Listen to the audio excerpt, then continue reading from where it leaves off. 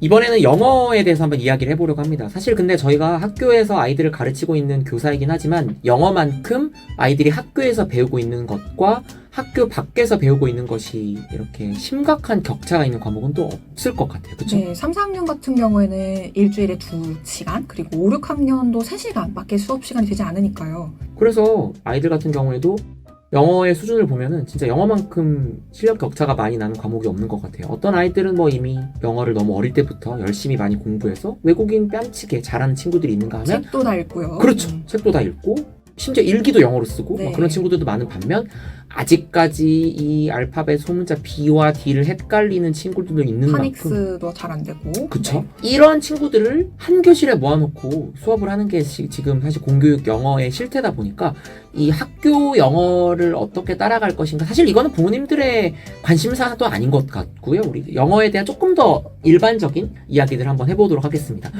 요새 아이들이 뭐 시작하는 시기의 정도의 차이는 있겠지만 집에서부터 어릴 때 영어를 하지 않는 집은 없어요. 그쵸? 네. 엄마표 영어라고 해서 아주 대대적인 히트를 하고 유행을 하고 있는데 어떻게 집에서 공부하면 좋을까요?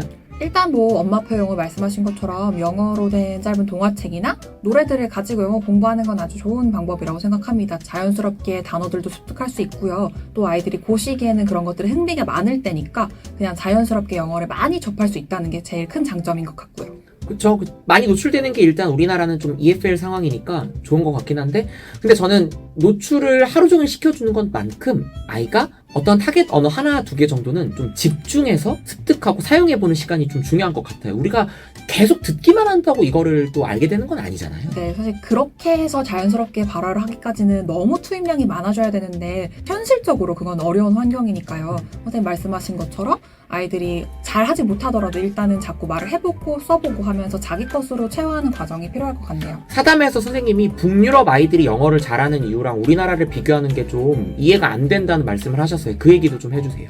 네, 일단 컨텐츠의 차이겠죠. 우리나라는 사실 정말 문화 컨텐츠가 잘 되어 있기 때문에 아이들이 잘하면서 뭐 우리나라에서 만들어진 드라마부터 시작해서 뭐 책, 영화 같은 컨텐츠들을 접할 일이 굉장히 많은데 노래도 네. 다 우리말로 된 그렇죠. 노래를 듣잖아요. 우리는. 사실 그렇게 뭐 팝을 즐겨 듣는 아이들이 어린 나이에는 찾아보기 어렵죠. 그쵸. 그런데 사실 또 다른 문화권의 아이들은 대부분 아주 어린 시절부터 미국에서 만들어진 애니메이션 영어로 듣고 보고 거기서 만들어진 드라마를 보고 노래를 듣고 하니까 사실 하루에 대부분의 시간을 자연스럽게 영어를 들으면서 잘할 거고요.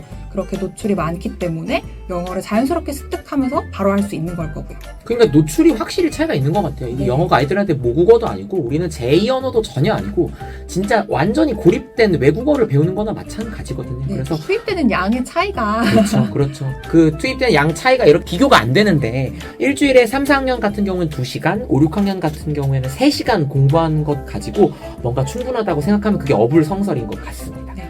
그리고 또 한 가지 얘기해보고 싶은 게 이게 아이들이 어릴 때는 그래도 막 공전의 히트를 기록한 뭐 옥스포드 리딩 트리 같은 것도 있고 어릴 때부터 책을 매일 엄마랑 조금씩 읽고 듣고 하는데 이게 초등학교 고학년쯤 되면 아이들이 영어를 매일 공부를 하지 않잖아요. 네, 그렇죠. 학원 가는 날만 뭐 주에 뭐 2회, 3회 정도 공부를 하게 되죠. 근데 참 영어라는 건 사실 언어니까 수학 같은 과목이랑 또 다르게 좀 데일리로 매일 해주는 게 중요한 것 같아요. 근데 아이들이 이 영어라는 것이 이제 좀 학년이 올라가면 여러 개의 입시를 위한 과목 중 하나로 생각하기 때문에 매일 조금씩 공부하기보다는 학원을 가기 전날, 시험 전날 이럴 때 몰아서 하게 되는 게 있는데 좀 아이의 실력을 유지하고 흥미를 유지하기 위해서는 많이 하지 않아도 매일매일 할 수 있는 루틴들이 좀 있으면 좋을 것 같아요. 그래서 영어 콘텐츠를 많이 활용하시는 것도 방법일 것 같아요. 요즘처럼 그런 걸 사실 찾기 쉬운 시대가 또 없으니까요. 그냥 아이가 정말 재밌어하는 영상 같은 것들을 꾸준히 선생님 말씀하신 것처럼 매일 볼 수 있게 해주는 것도 좋은 방법이겠네요. 그쵸. 선생님 영어 잘하시니까 제가 한 가지 여쭤보고 싶은 게 이 또 아이들이 생각보다 어릴 때 학원에 따라 다릅니다만 문법적인 용어를 사용한 공부를 되게 일찍부터 시작하는 아이들도 있어요. 저도 몇 년 전이었던 것 같긴 한데 4학년짜리 친구가 저한테 와서 동명사 용법 같은 걸 이렇게 물어보더라고요. 저도 이런 것들 다 어릴 때 열심히 공부한 세대지만 그 정도의 나이 때 이런 거를 습득하진 않았거든요. 문법적인 용어를 지나치게 일찍 알고 사용하고 공부하는 거 좋을까요? 어떨까요? 뭐 정말 개인적인 의견이긴 한데요. 어릴 때 그렇게 문법 단어를 활용하는 게 크게 의미가 있을까 싶어요. 사실 국어책에 주어라는 단어도 12살이 되어야 처음 배우는 그렇죠. 우리 거예요. 모국어인데도. 네, 모국어인데 그래서 아이들이 사실 우리말이라 그렇긴 하지만 주어가 무엇인지 모르는 상태에서도 주어를 잘 활용하고 있잖아요.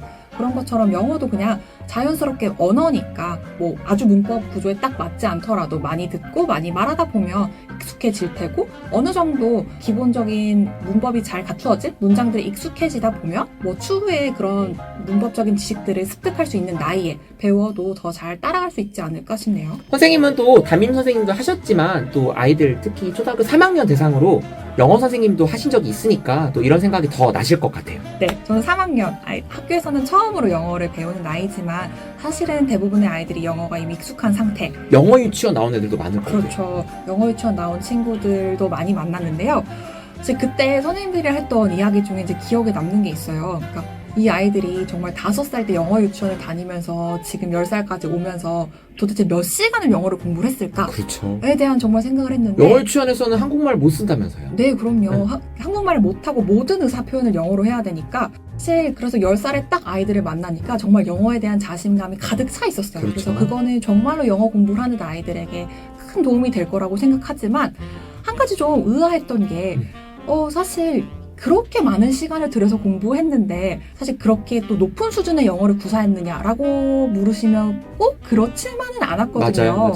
그래서 사실 그때 들었던 생각이 오랜 시간을 들여서 어릴 때부터 영어를 공부하는 게 과연 효율적일까? 라는 것에 대한 좀 의문이 들었습니다. 그러니까 정말 제대로 내가 이 지식을 배울 수 있을 나이, 그러면 그때 배운다면 정말 1년이면 배울걸? 이걸 정말 5년이란 장시간에 걸쳐서 배운 게 아닐까?에 대한 의문 같은 거라고 할까요? 아까 이야기 나눴던 문법적인 것도 이거랑 연관이 될 것 같아요. 그러니까 어느 정도 모국어의 지적 능력이 향상되었을 때 이거를 배우면 금방 이해할 수 있는 것을 너무 어릴 때부터 하다 보니까 이거를 너무 오랜 시간 동안 배워야 되는 경우도 있는 것 같아요. 네. 아마 단어의 경우도 마찬가지인 것 같아요. 단어의 경우도 그쵸. 단어도 그런 것 같아요.